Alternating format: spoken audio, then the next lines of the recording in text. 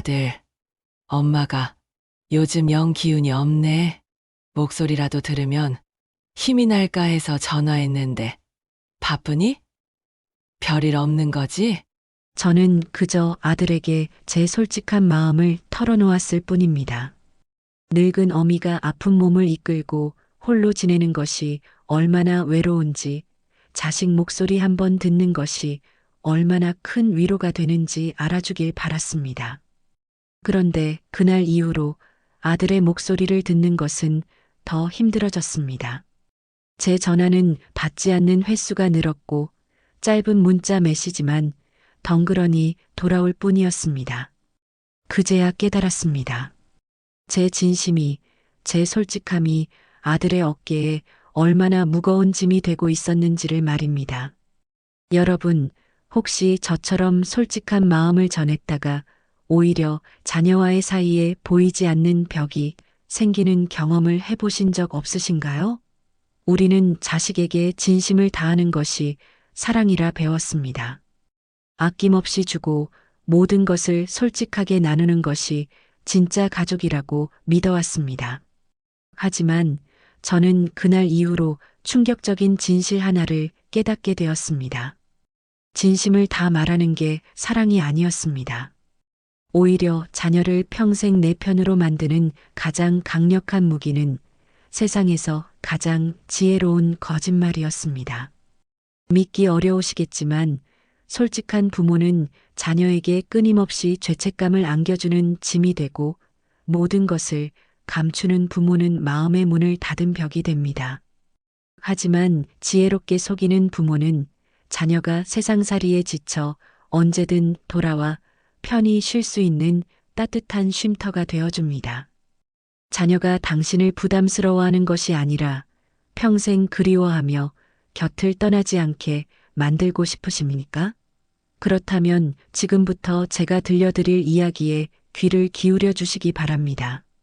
지금부터 자녀가 당신을 죽을 때까지 내 편이라 믿고 따르게 만들 세상에서 가장 위대하고 지혜로운 5가지 거짓말의 정체를 하나씩 밝혀드리겠습니다. 자녀를 평생 내 편으로 만드는 첫 번째 지혜로운 거짓말은 바로 돈에 대한 것입니다. 속으로는 다가오는 공과금과 병원비에 마음이 무겁더라도 자녀 앞에서는 단호하게 말하는 것입니다. 나는 경제적으로 튼튼하다라고 말입니다. 68세 박서윤 씨는 요즘 하루에도 몇 번씩 계산기를 두드립니다. 다음 달 국민연금이 들어오면 전기요금 내고 약값 내고 손주들 간식이라도 사주려면 아슬아슬합니다. 며칠 전 아들이 전화로 물었습니다. 엄마 요즘 뭐 필요한 건 없어요? 박서윤 씨는 1초의 망설임도 없이 대답했습니다. 엄마는 괜찮아.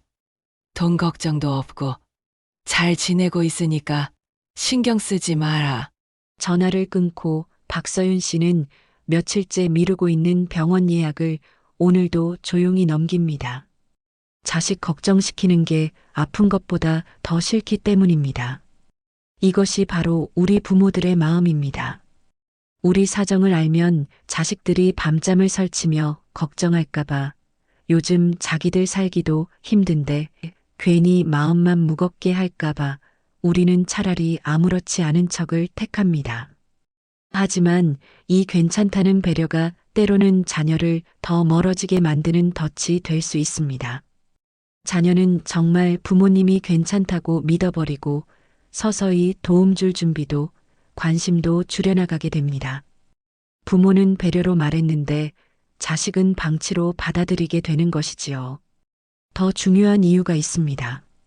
우리가 돈 걱정 없다고 말하는 거짓말은 단순히 자녀를 안심시키는 것을 넘어 부모와 자식 관계를 올가매는 심리적 채무감의 고리를 끊어내는 가장 중요한 의식입니다.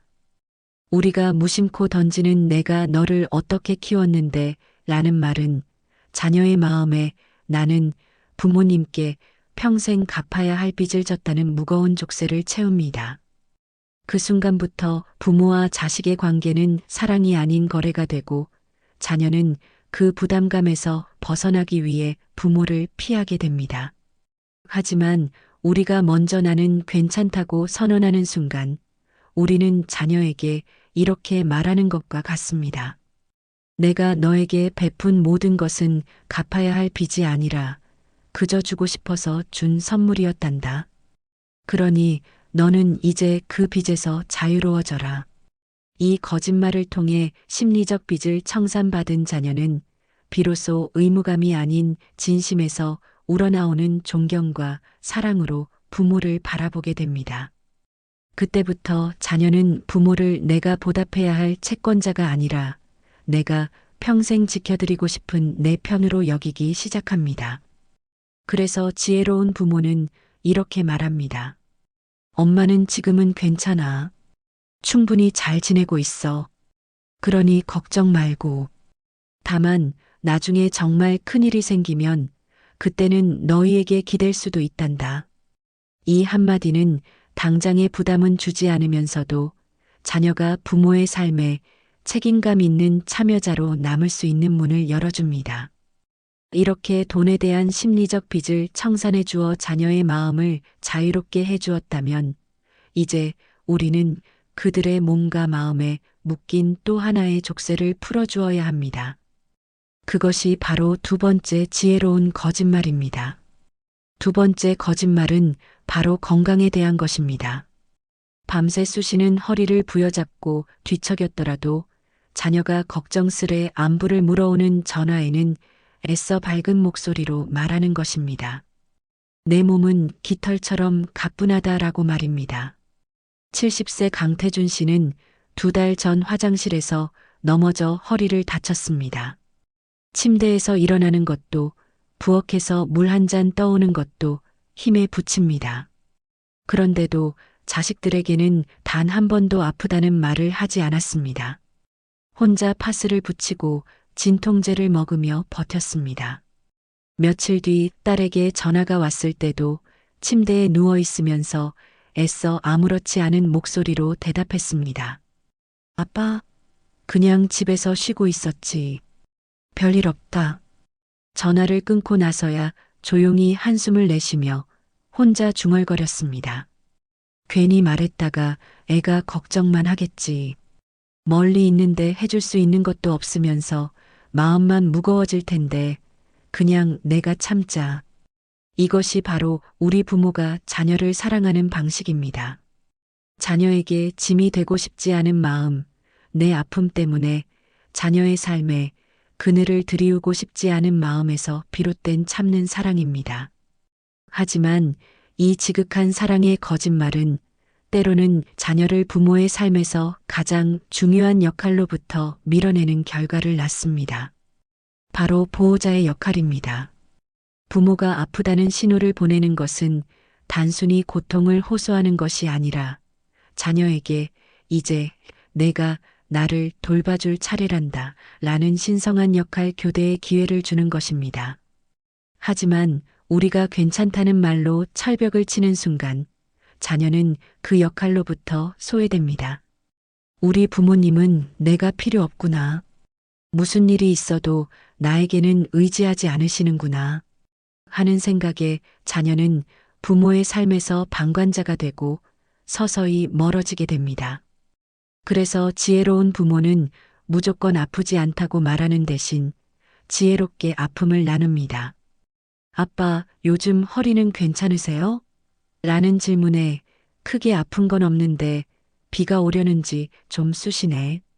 그래도 매일 걷기 운동하면서 잘 관리하고 있으니 걱정 마라. 라고 답하는 것입니다. 이 말 속에는 두 가지 지혜가 담겨 있습니다. 첫째는 나는 내 몸을 스스로 책임지고 관리하고 있단다 라는 말로 자녀에게 과도한 부담감을 주지 않는 것입니다. 둘째는 하지만 너의 따뜻한 관심은 언제나 환영이란다 라는 말로 자녀가 내 삶에 참여할 수 있는 작은 문을 열어두는 것입니다. 이 지혜로운 거짓말을 들은 자녀는 내가 당장 달려가 부모님을 구원해야 한다는 무거운 책임감 대신 다음에 찾아뵐 때 따뜻한 찜질기라도 하나 사다 드려야겠다 는 가볍고 기분 좋은 사랑을 표현할 수 있게 됩니다. 이렇게 몸의 짐을 덜어주어 자녀를 죄책감에서 해방시켜 주었다면 이제 우리는 가장 어렵고도 중요한 마음의 짐을 덜어줄 차례입니다. 그것이 바로 세 번째와 네 번째 거짓말입니다. 이렇게 경제적, 육체적 짐을 덜어주어 자녀의 마음을 자유롭게 해주었다면 이제 우리는 부모가 자녀에게 지울 수 있는 가장 무겁고도 미묘한 마음의 짐 바로 외로움과 서운함을 다스릴 차례입니다. 세 번째 지혜로운 거짓말은 나는 외롭지 않다고 말하는 것입니다. 자녀가 떠나고 텅 빈 거실에 홀로 앉아 창밖을 볼 때 하루 종일 사람 목소리 한번 듣지 못해 TV 소리만 키워둘 때 우리는 사무치는 외로움을 느낍니다. 그때 마침 걸려온 자녀의 전화에 내 목소리 들으니 살 것 같다. 엄마 혼자 있으니 너무 적적해라고 솔직하게 말하고 싶은 유혹을 느낍니다. 하지만 그 진심은 자녀의 마음에 나는 부모님을 외롭게 만드는 나쁜 자식이라는 무거운 죄책감을 새겨 넣습니다. 죄책감은 사람을 움직이게 만들지만 그 발걸음은 결코 기쁘지 않습니다. 의무감으로 찾아오는 자녀의 얼굴에는 미안함과 부담감이 서려 있을 뿐입니다. 지혜로운 부모는 그 순간 거짓말을 합니다. 엄마는 괜찮아. 동네 친구들하고 산책도 하고 요즘 새로 시작한 취미 생활 때문에 하루가 짧다라고 말입니다. 이 거짓말은 내가 내 삶의 주인으로 굳건히 서 있겠다는 선언입니다. 나는 너에게 기쁨과 편안함을 주는 존재이지 너의 죄책감을 자극하는 짐이 되지 않겠다는 가장 깊은 배려입니다. 신기하게도 부모가 자신의 삶을 즐기며 행복할 때 자녀는 죄책감에서 벗어나 비로소 순수한 그리움으로 부모를 찾기 시작합니다. 내가 필요해서가 아니라 당신과 함께하는 시간이 즐거워서 만나고 싶어 합니다. 네 번째 거짓말은 나는 서운하지 않다고 말하는 것입니다. 정성껏 차린 생일날 자녀에게서 전화 한 통 오지 않았을 때, 어버이날에 흔한 꽃 한 송이 받지 못했을 때 우리 마음에는 찬바람이 붑니다. 하지만 며칠 뒤 아무것도 모르는 자녀가 전화를 걸어왔을 때 우리는 지혜로운 거짓말을 해야 합니다. 괜찮아. 너 바쁜 거 다 안다. 그런 거 하나도 안 서운해. 이 거짓말은 자녀의 실수를 나의 사랑으로 덮어주는 관용입니다. 서운함을 표현하여 자녀를 민망하게 만드는 대신 그들이 실수해도 언제든 돌아올 수 있는 넓은 품을 내어주는 것입니다. 우리의 사랑이 자녀의 작은 실수 하나에 흔들리지 않는다는 것을 보여줄 때 자녀는 우리를 사소한 일로 토라지는 어린아이가 아니라 모든 것을 품어주는 큰 어른으로 존경하게 됩니다. 그리고 그 존경심이야말로 자녀가 평생토록 우리 곁을 떠나지 않고 내 편으로 남게 되는 가장 큰 이유입니다. 이렇게 경제적, 육체적, 그리고 감정적인 짐까지 모두 덜어준 부모가 되었을 때 우리는 마침내 마지막 관문에 다다르게 됩니다. 그것은 바로 자녀의 삶에 대한 조언과 판단마저 내려놓는 가장 높은 경지의 사랑을 실천하는 것입니다. 그것이 바로 마지막 다섯 번째 거짓말입니다.